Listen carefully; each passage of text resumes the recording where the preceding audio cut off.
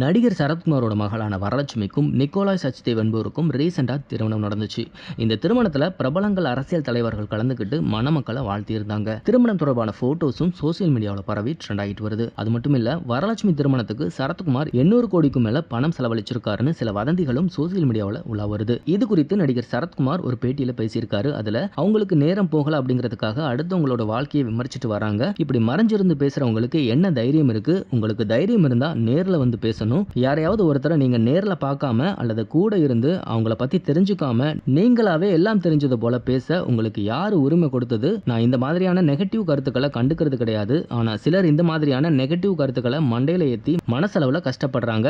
எதுக்காக இப்படி அடுத்தவங்களை கஷ்டப்படுத்தணும்னு சொன்ன சரத்குமார், உங்களுக்கும் அவங்களுக்கும் ஏதாவது பிரச்சனை இருக்கா? அப்படி எதுவுமே கிடையாது. அப்படி இருக்க எதுக்காக தேவையில்லாம வார்த்தைகளை பயன்படுத்தி அடுத்தவங்களோட மனசை காயப்படுத்தணும்னு பேசியிருக்காரு. தொடர்ந்து பேசின அவரு, என்னோட பொண்ணு கல்யாணத்துல சிலர் அவங்க பணத்துக்காக கல்யாணம் செஞ்சுக்கிட்டாங்கன்னு சொல்லிட்டு இருக்காங்க.